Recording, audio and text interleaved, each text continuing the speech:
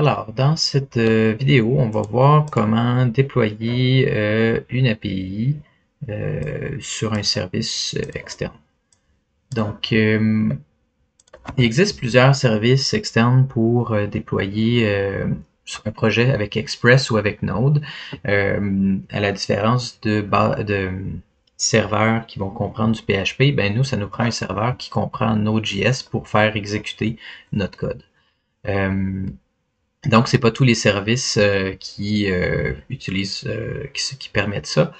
Puis, il y a beaucoup de services qui sont payants, puis nous, on va utiliser pour le prototype render.com. Ça permet de faire du prototypage gratuit avec des certaines limitations.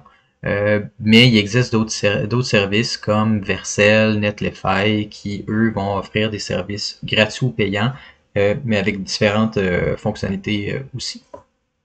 Donc, avant de déployer, on veut déjà tester est-ce que ça fonctionne en local, est-ce que je suis capable d'accéder à mes données correctement. Oui, ça fonctionne.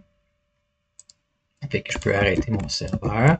Puis je veux pousser mes changements sur Git parce que ces services-là, ben, ils peuvent se connecter à votre compte GitHub avec votre autorisation évidemment.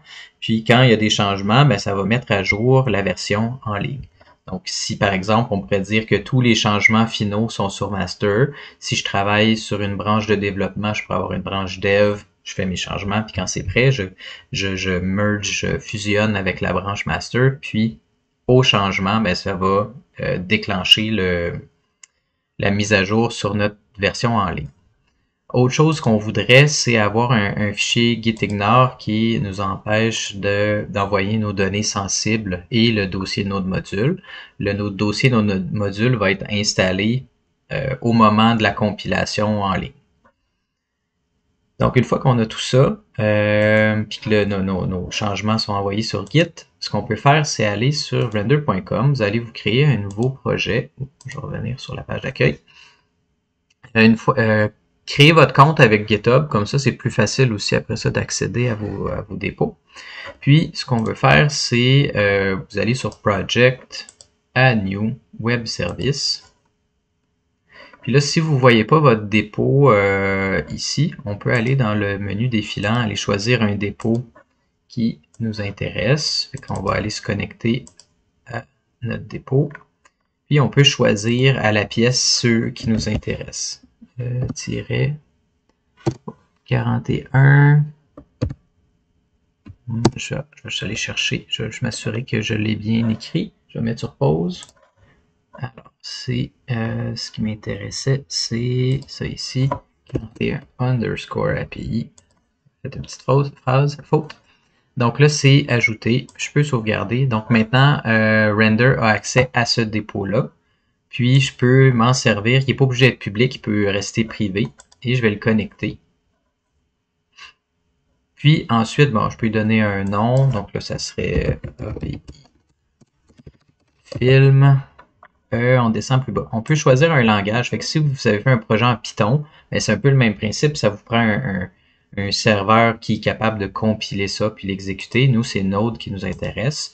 Vous pouvez choisir la branche. Donc là, si vous avez plusieurs branches, vous pourriez déployer une branche de test, une branche master, etc. Vous pouvez choisir la région si vous voulez que ce soit dans une autre région. Là, dans ce cas-ci, on a accès juste à l'Oregon. Le dossier, c'est le dossier de départ. Il n'y a pas un dossier de compilation. La commande pour compiler, c'est npm install. Puis la commande pour démarrer, c'est node index.js. Si vous avez appelé ça serveur.js ou app.js pour votre fichier principal, il faut renommer correctement.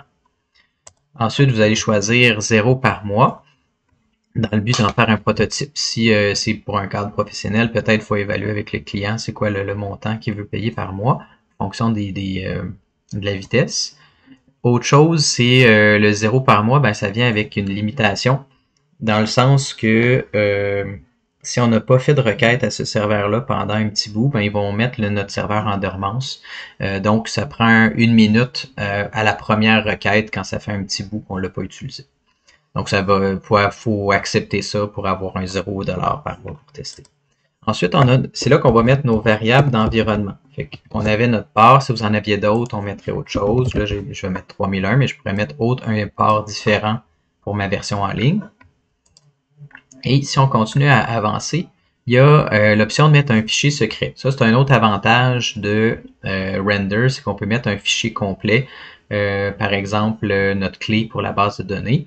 Dans le cas où ce service-là n'est pas disponible, mettons si on utilisait Vercel, il faudrait pour chaque ligne de ma clé faire une variable d'environnement puis les changer à ce moment-là.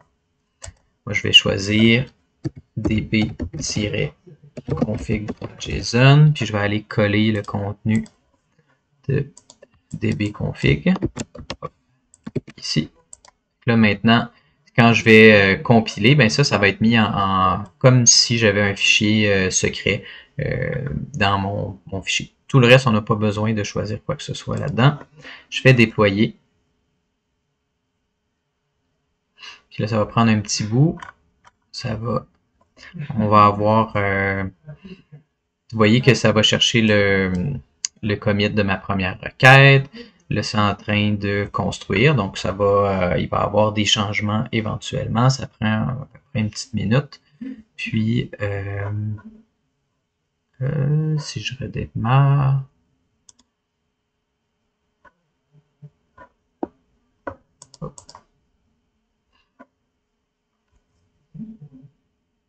On va mettre ça sur pause, puis quand ça va avoir fini de construire, je vais terminer la vidéo. Alors, vous voyez, vous pouvez voir dans la console qu'est-ce qui se passe. Donc là, c'est en train de cloner mon dépôt. C'est en train d'utiliser la version de Node que j'ai mis dans mon fichier package.json.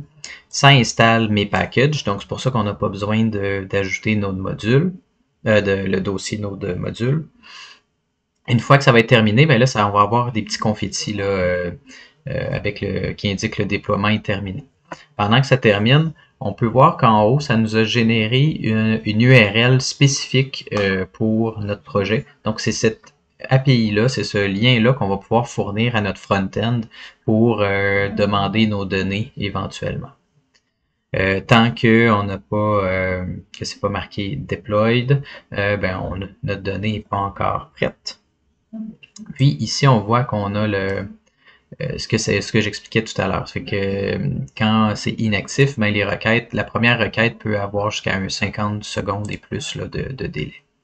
Donc là, vous voyez qu'on a build successful, puis là, il nous manque deployed dans quelques secondes. Si je teste, est-ce que ça marche?